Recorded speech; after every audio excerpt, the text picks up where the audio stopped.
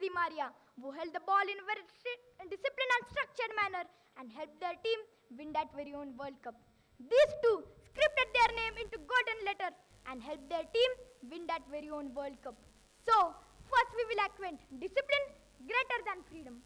Some might think that it is right because they see discipline behind a successful person and they think only discipline is important behind that.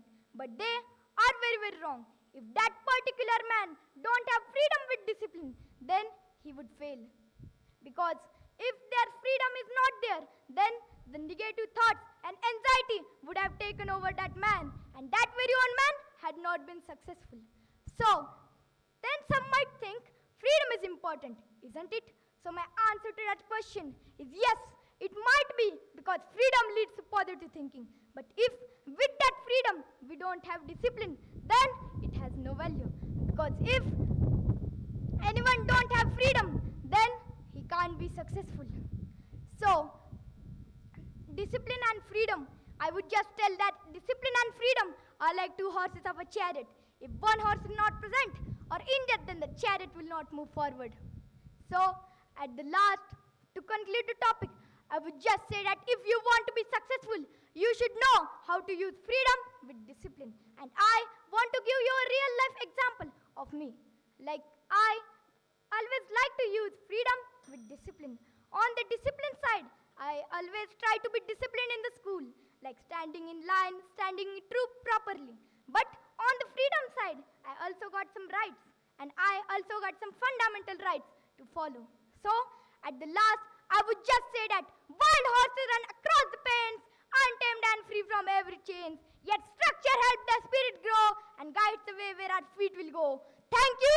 Jai Hind, Jai Bharat.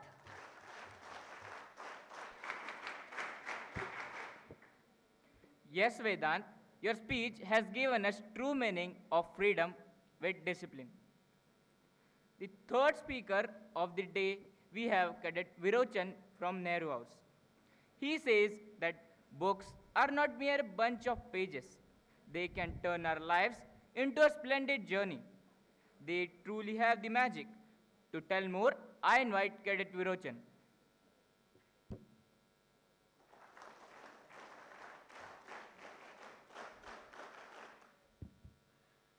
Good afternoon, one and all present in the August gathering. Respected President, Honorable Principal Sir, Vice Principal Ma'am, Administrative Officer Sir, Senior Master Sir, learned members of the jury, respected teachers, and all the Ajinkans present in this August gathering. Today, I, Cadet Virochan from Nehru House, stand before you to say something about magic of books. Let me ask you all a few things at first. Can you travel to past without a time machine? Can you meet a king, a scientist, a cartoon character in just one day? Can you become super smart without watching YouTube for 5 hours? The answer is yes. And the remote control for all this magic is right here. A book. Yes, friends, books are magic. Let me show you 4 magical tricks of the book. First magic. Books are time machine. With one book, whoosh, I travel 350 years back. And who do I meet? Chhatrapati Shivaji Maharaj. I see him climbing forts, making strategies, and saying, Swarajya is my heart and soul. Turn one more page. Zoom. Now I am in 3000 AD, having pizza with robots. No petrol, no traffic jam, no one saying, Virochan, do your homework first. Only a book can do that. That's why I call it my personal time machine. Second magic. Books are the best teachers. My teacher teaches me for 1 hour and gives me 10-20 sums. But my book, The Story of My Life, taught me in one story that truth and honesty are more powerful than any weapon. Gandhiji just wrote and whole world listened. Books don't say, Beta, padhai karo. They say, Beta, chalo duniya ghumte hai. Third magic. Books are the imagination engines. YouTube shows you one cartoon, but books gives you a creativity to imagine thousands of the cartoons. So in books, you are the director, artist, and hero too. When I read Harry Potter, I don't just read. I fly in the sky on broomstick too. So, mobile gives you reels, but books gives you real dreams. Fourth magic. Books are the best friends. When I am bored, my comic book becomes my comedian. When I'm scared before exams, my motivational book becomes my coach and says, you can do it. When I'm alone, Chacha Chaudhary, Shaktiman all come to my room for a party. You know what's the funniest thing? People says books are boring, but their phone's battery dies in just 4 hours. But my book's battery, it lasts 400 years and it never needs Wi-Fi or data recharge. Friends, in this world of mobile games and shorts, let's not forget the real magic. Because when you close a book, your mind opens up. So let's make a promise today. Let's read just 10 pages of the book every day. And remember, today a reader, tomorrow a leader. Thank you. Happy reading. Jai Hind, Jai Bharat.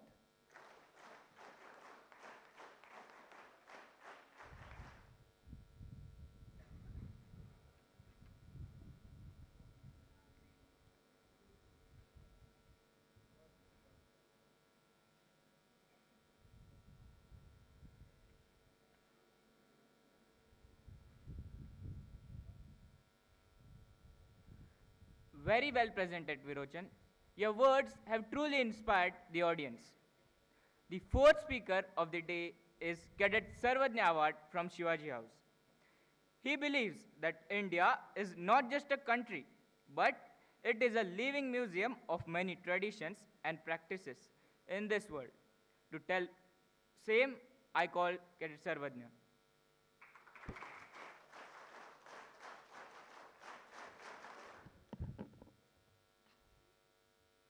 Namaste, a bow, a gentle grace. Atithi Deva Bhava in every space. Respect for elders, a sacred art. Family bonds holding heart apart. Colors vibrant, festivals bright. Unity in diversity, a soulful light. These words capture the heart of every Indian citizen. A country where the tradition is not just practice, but it's lived. A very splendid afternoon to one and all present in this August hall. Respected President, Honorable Principal Sir, Vice Principal Ma'am, Senior Master, esteemed panel of judges, teachers, and all my dear Indians present in this prestigious August hall. Today I, Cat Sarvajna Award, proudly representing my Chhatrapati Shivaji House, is here to acquaint you all with my topic, that is the social customs and etiquettes in our Indian society. Firstly, I would like to tell you the quote of our Nobel laureate poet, Rabindranath Tagore. I quote, the world is a nest and India is one of its little cubs. I unquote. Today, I am going to take you all through a short journey, through every Indian home in where these cultures and etiquettes are practiced. To begin our exploration, I would like to tell you the concept of Atithi Deva Bhava, a Sanskrit proverb that translates to the guest is our God. In India, hospitality is not just a formality, but it's a heartfelt gesture. The guests are welcomed with warm smiles, delicious food, and a genuine interest in knowing each other. Remember, whenever you visit any Indian home, removing your footwears outside the house is a simple but a powerful sign of respect. The food is the heart of our Indian gatherings. Always remember to wash your hands before and after meal. It's a major etiquette in our Indian society. Remember, if someone serves you the food, accepting it with a gentle heart is our responsibility. And if someone directly serves the food into your plate, then don't worry, my dear friends. It's a heartfelt shukriya from the person of other side. Respect for elders is a golden rule in our Indian society. Always remember to add a simple G after every elder's name, which shows the inspectable communication between us and our elders. Remember, whenever you visit any religious places, covering your shoulders and knees is not just a dressing rule, but it's a respect. It's a respect shown for the particular spiritual norm, God and Goddess of that particular area. Colors burst with a joy untold, drums and dance, the story is old. Diwali's lights, a stinging gleam, Holi is huge, a vibrant dream. From the dawn to the dusk to the sky at high, families gathered and the laughter is gone high and high. Remember everyone, our India is not just a country, but it's a living museum. It's a living museum of many traditions practiced in this world. Remember, our culture, our language, our religion is different, but our heart is one. With the folded hands and a gentle heart, India's grace, a living art. From the bustling cities to the quiet fields, our language and our culture, our life reveals. At every Indian home, our story is told, and our tradition is cherished and as pure as gold. Before giving a full stop to my words, I would like to tell you that we should catch up with this fast growing world. But we should not forget our roots, and we should not forget the beauty of this Indian culture. That's all I with me. Thank you. Jai Hind, Jai Bharat.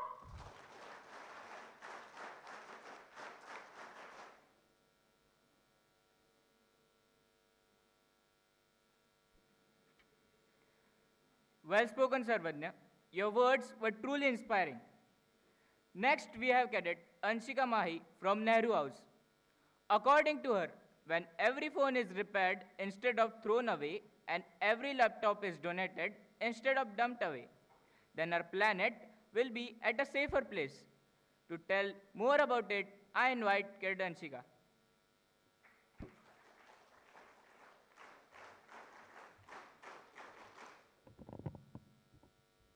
Imagine every second tons of electronic waste is just dumped away, choking the earth's throat, stopping the flow of river, and making the most dangerous situation even more dangerous. Sounds frightening, doesn't it? But let me tell you, it's not a science fiction but the real reality. A very pleasant afternoon to one and all. Respected President, Honorable Principal, Vice Principal, Senior Master, members of the jury, members of the faculty, and all my dear Ajinkyas present in this hall. Today I, Cadet Anshika, proudly representing my Nehru House, and today I am here to shed some light on my topic, electronic waste, a matter to have concern about.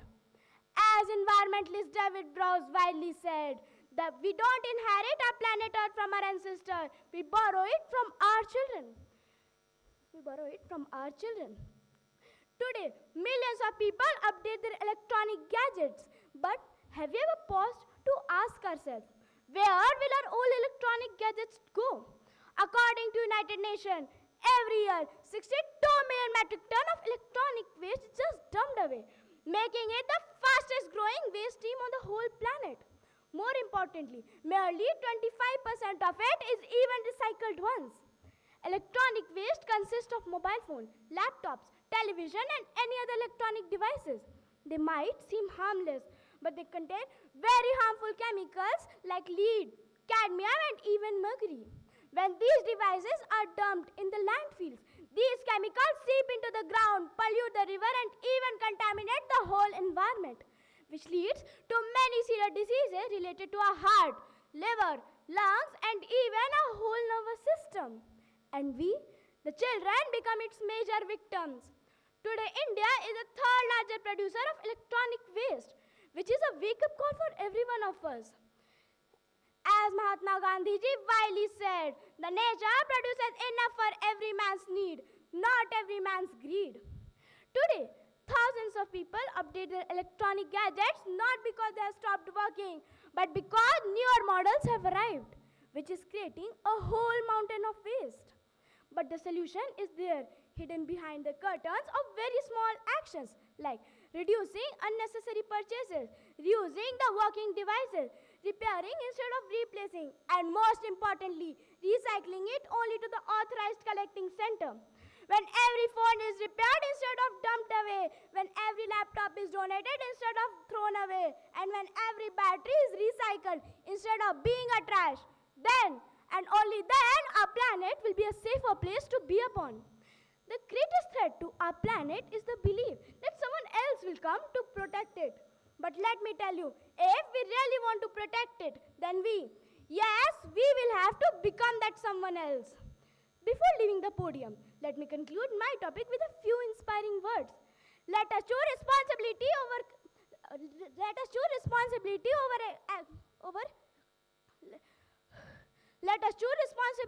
over convenience, action over excuse, and most importantly, sustainability over waste. Thank you. Jai Hind, Jai Bharat.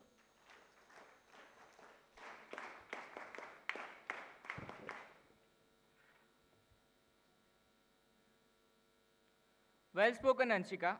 Your speech has given us a new perspective. Up next is Cadet Vaishnavi Jadhav from Shivaji House.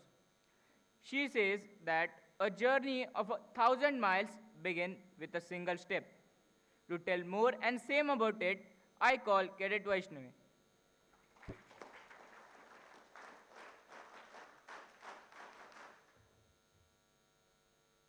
Have you ever looked at a towering mountain, a magnificent building, or a person who has achieved great success and wondered, how did they reach such great heights? Many of us believe that success comes from one big opportunity, one lucky moment, or one extraordinary action. But the truth is much simpler and much more powerful. Great achievements are created through consistent efforts, patience, and determination. A very auspicious afternoon to respected President, Honorable Principal, Vice Principal, Senior Master, members of the jury, members of the faculty, and all my beloved Ajinkans present in this august hall. Today, I, Cadet Vaishnavi, proudly representing my Shivaji House, is going to acquaint you all with my topic, the power of consistent progress. An effort may look insignificant at first. Reading one page may not make a scholar. Practicing few minutes may not make us an expert. But when these actions are repeated every day, they become powerful habits that transform our lives.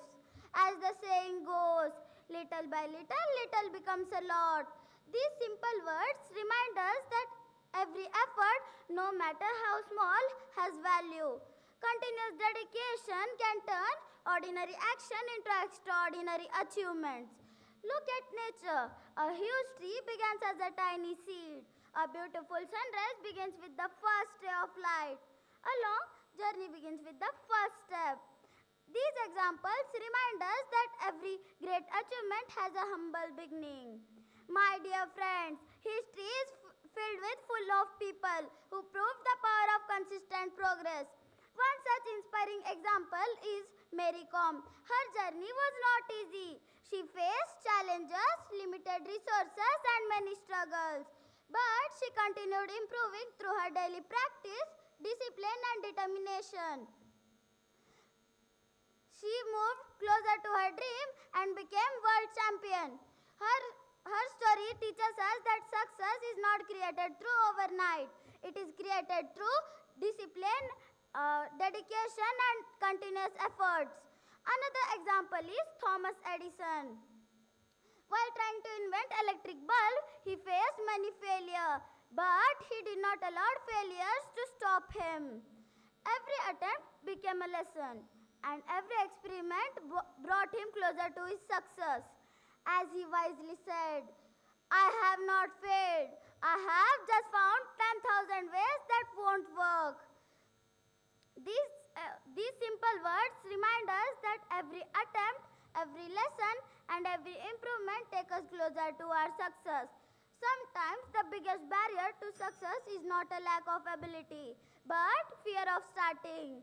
So, in conclusion, consistent efforts remind us that even slow progress is valuable because some people who continue moving forward will eventually reach the destination.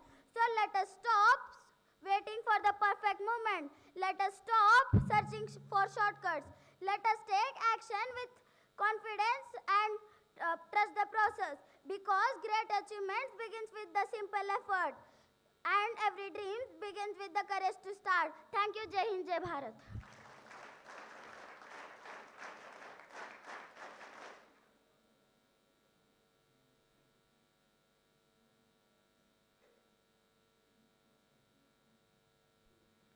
Very well presented, Vaishnavi. Next, we have Cadet Shardul Zimre from Nehru House. He says that a nation does not stand strong by a powerful army, tall skyscrapers, or by economy, but the good deeds of the citizens. To tell more about it, I invite Cadet Shardul.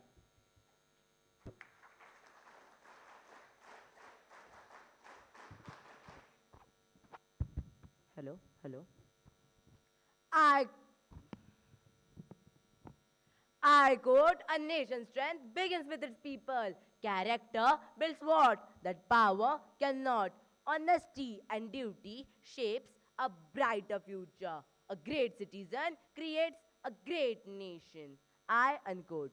Good afternoon. Respected President, Honorable Principal Sir, Vice Principal Ma'am, Senior Master, members of the jury, members of the faculty, and all my beloved Ajinkans present in this August gathering hall. Today I, Cadet Shardul, proudly representing the undisputed Thunders Empire, is standing before you to speak on my topic, that is character of a citizen, a nation's strength. Friends, when we speak about strength of a country, we always think that it is been supported by four pillars. They are agriculture, defense, infrastructure, and economy. But true national power is present in inside out, resting squarely on the pillars of an individual character. There is a famous Sanskrit phrase as Shilam Parambhushanam, written in Niti Shatakam by and poet and philosopher Bharati Hari. It literally means character is the highest virtue. Think about it for a while. Why do some nations thrive economically large while others stagnate despite of having identical natural resources? Economists call it as a social capital. It is the unwritten currency of trust. Trust is the invisible lubricant of a nation. Without it, even the richest economies could grind into halts. Real patriotism is what you do when no one is clapping. It is a citizen who follows the traffic rules even at the deserted midnight intersections. It is a commuter who pays their taxes honestly, knowing those funds will build hospitals for strangers they will never meet. It is a quiet daily internalization of civic duty. Physical infrastructure can be reduced to a rubble by a war or by a natural disaster, but moral infrastructure cannot be bombed.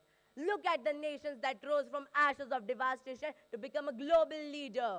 The secret weapon was never just foreign aid. It was collective greed, moral integrity, and the upcomizing work ethic to live under pressure. By this, I remember a Sanskrit quote, a well-known Subhashita from Chanakya Nidhi. That is, Nagirnache Hayyavire Sainashreti Rashtrakam Sheelavritte Sucharite Nagrike Rashtramuchate. It literally means a nation does not stand strong merely by elephants, horses, brave warriors, or physical armies. But a nation is defined and upheld by the citizens of sterling character, noble integrity, and noble conduct. As a Now, before leaving this prestigious podium, I would like to narrate a short poem in front of you all. That is, a nation's strength is not just its might, but the citizens who choose what's right. A nation's strength is not just its might, but the citizens who choose what's right. With honest hearts and actions true, we built a nation stronger new. We built a nation stronger new. Thank you, Jai Hind, Jai Bharat.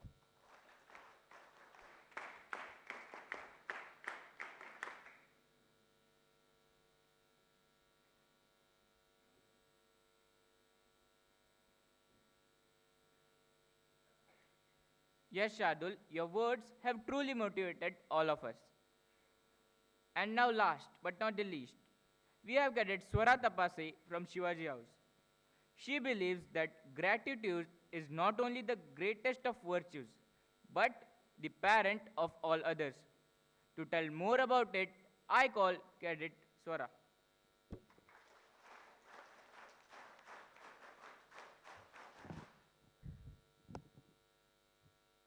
I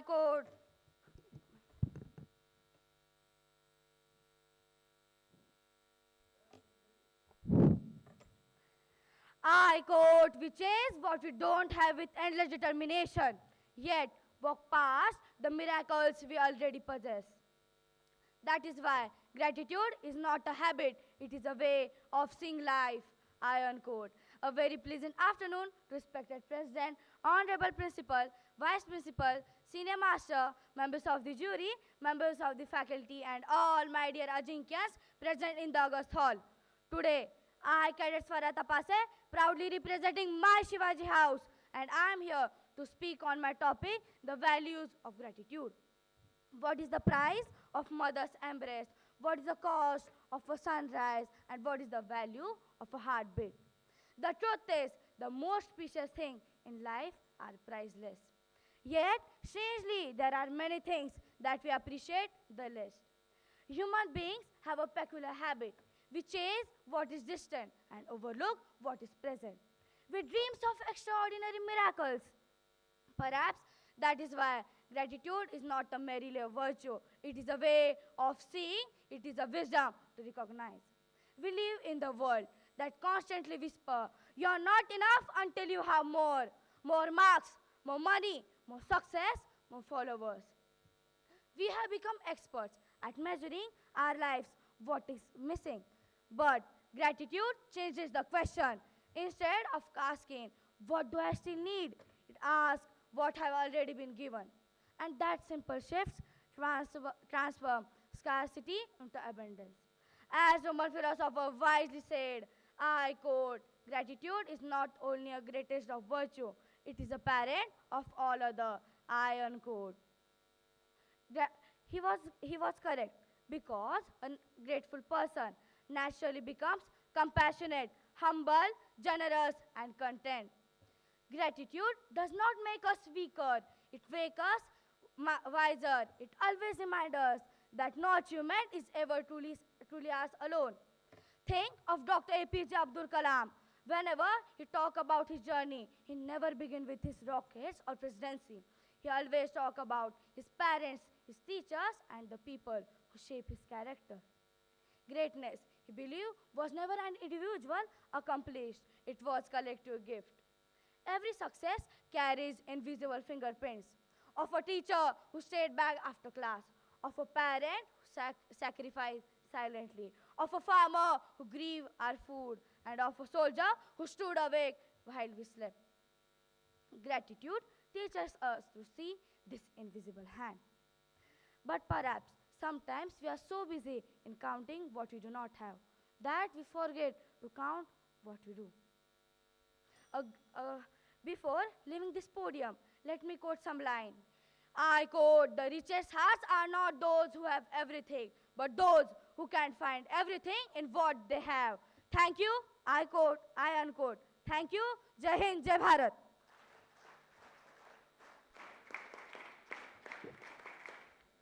Well spoken, Swara. In this way, we have come to end of in-house speakers. All the speakers spoke well and gave us the future agenda as well as the traditions of the past. Now, let's move on to the open house speakers. First to come is Cadet Dipsika Saho from Nehru House.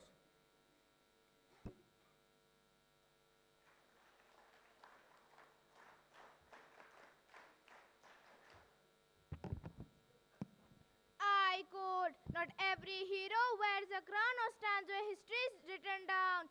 Some change the world in quiet ways with humble hearts and selfless days. I unquote. Good afternoon, respected President, Honorable Principal, Sir, Vice Principal, Ma'am, Senior Master, members of the jury, members of the faculty, and all my beloved Ajinkyas present in this August Hall. Today I, Cadet Deepshika, proudly representing my Nehru House, is here to speak on a concerning topic. Serving the nation begins from serving others. What do you truly mean to serve our nation? Is patriotism limited to waving the national flag twice a year? Is it only about standing for the national anthem or posting patriotic messages on social media?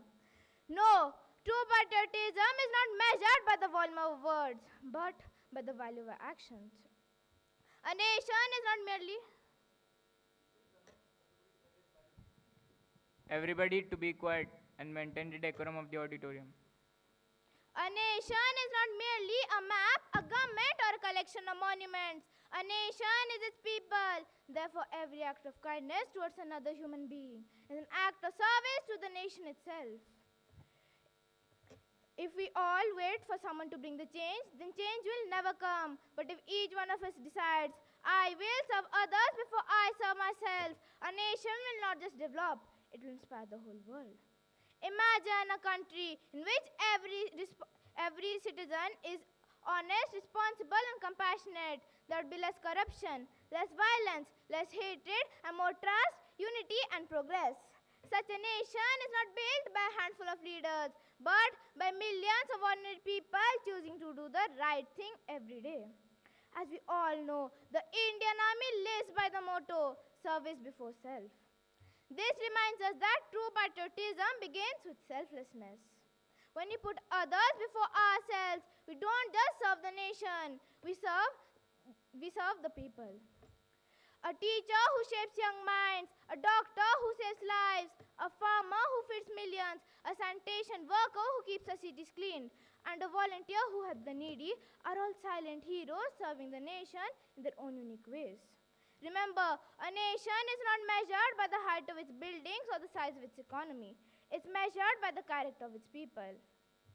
As John Kennedy wisely said, ask not what your nation can do for you, ask what you can do for your nation. Before leaving the podium, I would like to quote a few lines. I quote, "Don't wait for a uniform to serve your land. Begin by offering a helping hand. For every life you choose to raise, add glory to your nation's day on Nation's Day." I unquote. Thank you. Jai Hind, Jai Bharat.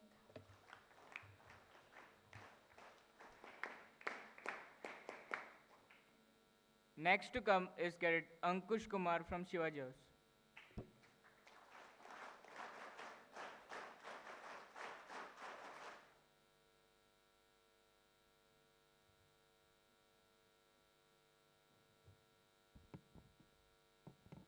I quote, in cinema, illusion is an art form.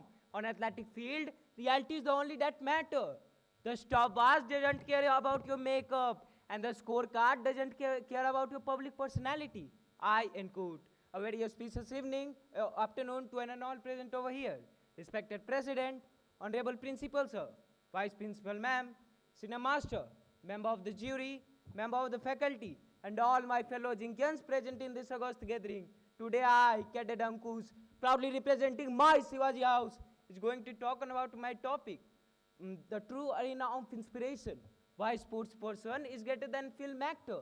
So, what do you think? Who truly deserves our highest admiration? The film actor or the sports person? While the silver skin offers us magic and temporary escape, I firmly believe that sports person stands greater as a symbol of resilience, inspiration, and authentic human achiever. As the legendary dramatist Tennessee Williams once said, life is all right as long it is played. However, actors are undeniably talented, but their lives are carefully curated. They are backed by directors, protected by stunt doublers, and saved by multi-million-dollar editing suits, and given lines written by someone else. When a movie star sheds a tear or triumphs over a villain, it is an illusion. Now, look at the sports person. There is no retakes on a sports field, no second chance, and no CGI to rescue a dropped catch or a missed penalty. As the great runner and Olympic champion, Wilma Rudolph famously stated, winning is great, sure, but if you do anything to a point of winning, the real game is winning or losing yourself. We know the famous sports person, such as Mahendra Singh Dhoni and Cristiano Ronaldo. They are not the heroes of a movie. Their hard work and determination on the field make them hero worldwide. However, Hollywood can manufacture stars through marketing, public relation, and nepotism. But sports arena, however, is a root meritocracy. The stopwatch doesn't know your last name. Either you goal, run the mile, or you do not. As Ronaldo, the king of football, wisely stated, success is not an accident. It is the hard work, perseverance, learning, sacrifice, and most of all, love what are you doing. When the children look at the athlete, they do not see a character wrapped in a costume. They see a raw human potential relies to retain a script. So, before leaving this podium, I want to say a few lines. Film actors bring beauty, art, and storytelling to our question. But when it comes, who is greater, the crown must always go to the sports person. I quote, a sport has the power to change the world. It has the power to inspire. It has the power to unite the people in a way that anyone can't do.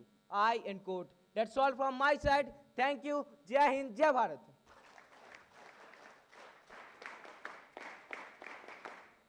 Next we have Cadet Samarth Mane from Nehru House.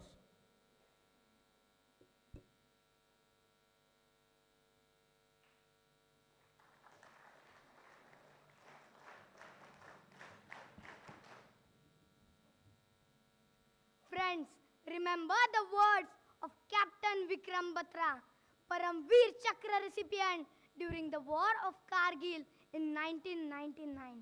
He said, either I will come back by hosting the flag or I will come back by wrapped in the tricolor, but I will come back. A very proud evening to one and all present here. Respected President, Honorable Principals, Vice Principal Ma'am, Administrative Senior Master, esteemed panel of judges, all the members of faculty, and my fellow brothers and sisters whose heart beat for the glory of our motherland. Today, I, Cat Samad Mane, proudly representing my Nehru House, stand before you to bring to life the ultimate guardian of our nation, the Indian soldier.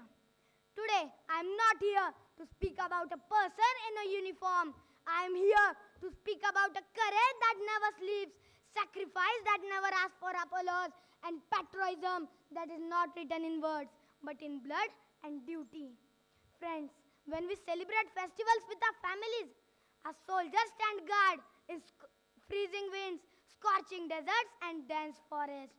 Friends, have we ever asked ourselves if a soldier can sacrifice his comfort, his family, and even his life for the nation?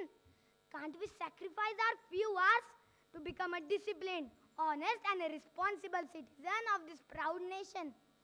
Friends, the sacred Bhagavad Gita teaches us, Hato va prapsi swargam jitva va bokshahi mahim tasmad uttishta kaunteya yuddhaya kritanishchaya. Its message is timeless. Perform your duty with courage. Victory brings honor and sacrifice brings immortality. Friends, remember the fearless words of Captain Vikram Batra during the War of Kargil. He said, "Ye dil mange more." He didn't ask for comfort. He asked for one more chance to serve this motherland. But today, our battlefield is different. Our enemies are not across the borders. They are within us. Corruption, ignorance, laziness, hatred, and division. If a student studies sincerely, every teacher teaches with dedication, every student performs his duty, and every worker works honestly, the India will become stronger than ever before. Friends, to fight the inner war, we must answer the call of Swami Vivekananda. Arise, awake, and stop not till the goal is reached. Friends, let us carry out the unbreakable discipline of a soldier into our classrooms, our homes, and in our entire lives. Before I conclude, let me dedicate these immortal lines to every brave soldier guarding our peace. Our flag doesn't fly because the wind moves it. It flies with the last breath of each soldier died protecting it. Friends, remember who you are and who waits for you at home. If obstacles strikes before we win, we will conquer those obstacles themselves. Friends, do not look back, do not hesitate. March forward and write your names in the eternal glory. For our land, for our people. Charge. Thank you. Jai Hind, Jai Bharat.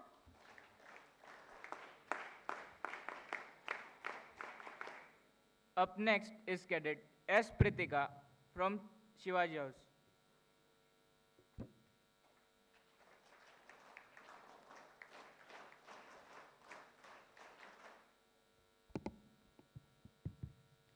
Have you ever seen at a towering mountain a magnificent building? Have you ever seen at a towering mountain a magnificent building or a person who has achieved great success and wondered how did they reach such a great height? Many of us believe that success comes from one big opportunity, one lucky moment, or one extraordinary action. But the truth is much simpler and much more powerful. Great achievements are created through consistent efforts, patience, and determination. A very pleasant afternoon to respected President, Honorable Principal, Vice Principal, Senior Master, members of the jury, members of the faculty, and all my beloved Ajinkans present in this august hall. I, Cadet Pritika, proudly representing my Shivaji house, and I am here to acquaint you all with the topic, the power of consistent progress. An effort may look insignificant at first, Reading one page may not make us a scholar. Practicing for a few minutes may not make us an expert. But when these actions are repeated every day, they become powerful habits that transform our lives. As the saying goes, little by little, a little becomes a lot. These simple words remind us that every effort, no matter how small, has value. Continuous dedication can turn ordinary actions into extraordinary achievements. Look at nature. A huge tree begins as a tiny seed. A beautiful sunrise begins with first ray of light. A long journey begins with a single step. These examples remind us that every great achievement has a humble beginning. My dear friends, history is filled with people who have proved the power of consistent progress. One such inspiring example is Mary Kom. Her journey was not easy. She faced challenges, limited resources, and many struggles. But she continued improving through daily practice, discipline, and determination. Slowly, she moved closer to her dream and became a world champion. Her story teaches us that success is not built overnight. It is built through continuous dedication and effort. Another great example is Thomas Edison. While he was trying to invent the electric bulb, he faced many failures, but he never allowed the failures to stop him. Every attempt became a lesson, and every experiment brought him closer to success. As he rightly said, I have not failed, I have just found 10,000 ways that won't work. These simple words remind us that every attempt, every lesson, and every improvement takes us closer to our success. But sometimes the biggest barrier to our success is not a lack of ability, but the fear of starting. In conclusion, consistent effort reminds us that even slow progress is important because the person who continues moving forward will eventually reach the destination. So let us stop waiting for the perfect moment. Let us stop searching for shortcuts. Let us take action with confidence and trust the process because every great achievement begins with a simple effort and every big dream needs the courage to start. Thank you. Jai Hind, Jai Bharat.